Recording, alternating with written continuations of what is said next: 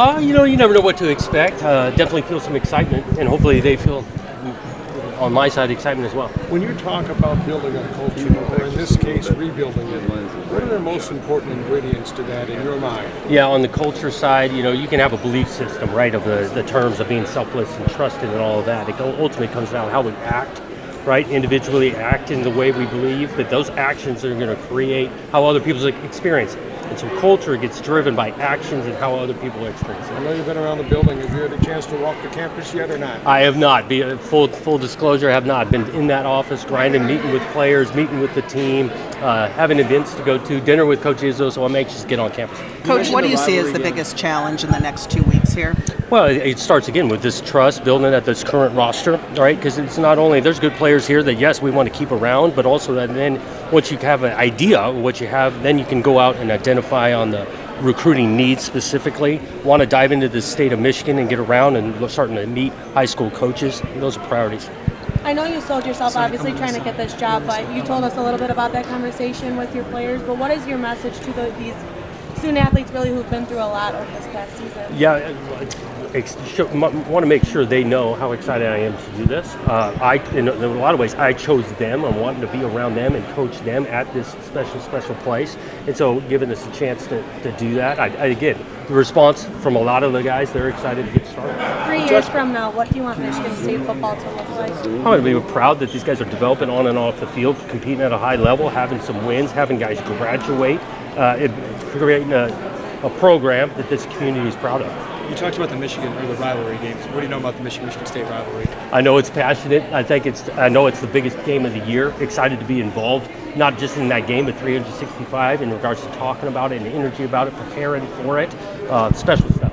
Michigan State's kind of like Oregon State in the sense that, there's Michigan down the road here, you had Oregon down the road there. Do you kind of like to have that chip on your shoulder, with usually the other schools? Yeah, I embrace an approach of having a chip on their shoulder, of a work ethic and earning things, a blue-collar approach to building a team, competing on the field. So I embrace a lot of that. What was the best advice you got from Tom Izzo so far?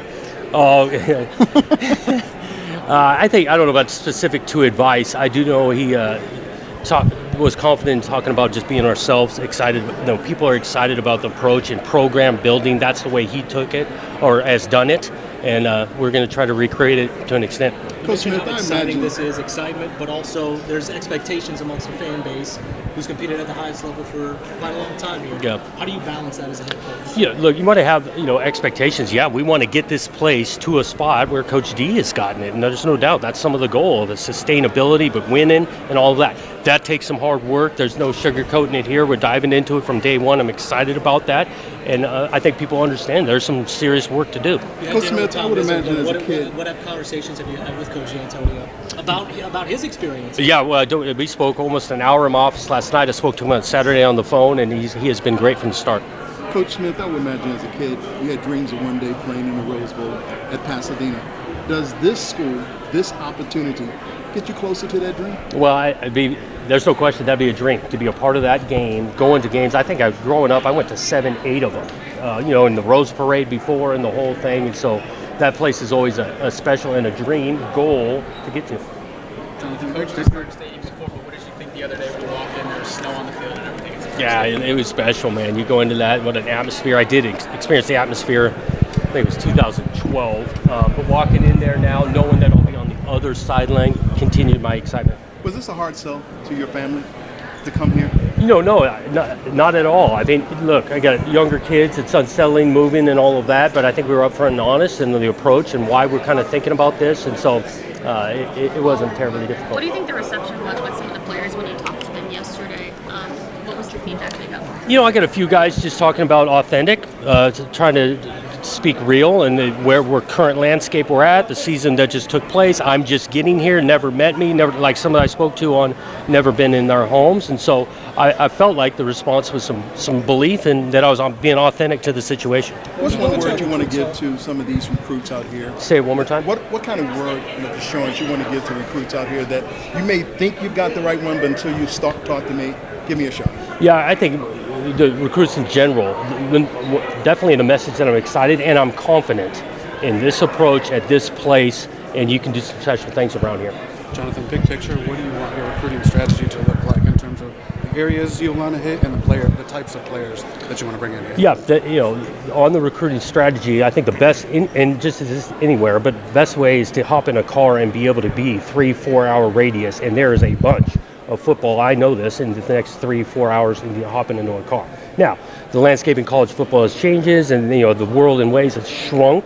And so I'm not saying that we can be exclusive to that, but we want to build a foundation from that. Have you talked to Harlan Burnett? Yes, I have. I talked to him yesterday for about an hour. Awesome conversation. You talk about a good man that loves this place. So yeah, I enjoyed talking to him for. What did Chris talk about?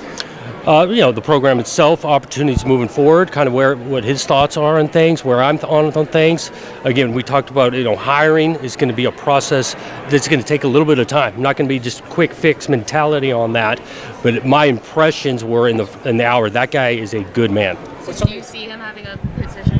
Again, no decisions made on that, and we didn't get there. We do plan on talking again. Well, Do you intend to talk to congratulations, all? first of all. Given what happened with Mel Tucker's last year and the instability in this program and the athletic department in a larger respect in the last few years, just looking at your role here in bringing stability and setting a new course but stabilizing things, I'm just curious how, not to get you to comment on what's happened, but how you see your role in that regard, helping this university heal, for lack of a better way to say it. Yeah, I mean, there's a lot to that with your asking. I feel being here, the approach we're going to take, I think it's going to be a really good thing for Michigan State. You got less than a month before early signing day. What's that like when you brand new place? Yep. You got and just trying to navigate that and salvaging what's left before a big day. Yep, there's a lot going on. Obviously with the early signing date, but I'll just echo there's a second signing date as well. I feel like you can build your roster 365 days a year now in the new landscape of college football. We want to make sure we're making the right fit decisions on fit that work for our place, learning this roster. So there's a lot to take on. I know you talked about in the NIL structure that's in place that can get you the players or give them the support that you need? Yeah, there's no question that NIL is a factor now in college athletics, college football. That is a piece of the pie as guys are making decisions. And I know at Michigan State with this community support and all of that, we'll be very competitive. I know you talked about bringing in guys like high school players and wanting to develop them over 4 years, but as you're trying to get started with the program, do you plan to utilize the transfer portal? Yep, we'll use the different avenues to build your roster. Again, I'm talking about a long-term sustainability. Yes, we want to be heavy on the high school side, but you build your roster through the transfer portal, walk-on players, live the experience. So there's all ways that you can build a roster, and we use all of them. How much have you shared that your personal? Like you said, you told your story to the team like you relayed today, but how much has it been part of your coaching to be like, hey, look at not to boost yourself up, but I was a walk-on, and this is what I can achieve. Yeah, I spoke to that a little bit, being a walk-on, and again, I was promised an equal opportunity. I lived that as a player, and now I'm trying to recreate it as a head coach, is equal opportunity and competitiveness. How much of an influence, Jonathan, has Chris Peterson been on your career, and is he a guy that you bounced this move off of at all? 'Cause I think him and D'Antonio might have a relationship. I think they do. He's been a huge influence. There's no question. Chris Peterson on coaching end, it's, like I said, 6 years, still continued to help me out even when we were competing against each other, taking on a new head coaching role a few years ago. And so I still lean on him, son. I do. There's a mutual respect between Coach D and Coach B. I'm guessing with the 4 teams coming over to the Big Ten right now, you asked this, how much does that insight knowledge of what's coming help you keep? Well, I got some inside knowledge because we've been competing against them. Those guys are solid too. I think they're a fit in regards to the competitiveness of this league. And so it's not always easy just because maybe inside you know them a little bit. So I'm not over-promising that it's an advantage. What's your pitch to the current roster, to guys that maybe are on the edge of, I don't know if I want to stay, I don't know if I want to go? What would you say about why they should stay at Michigan State? Yeah, well, I think the track record of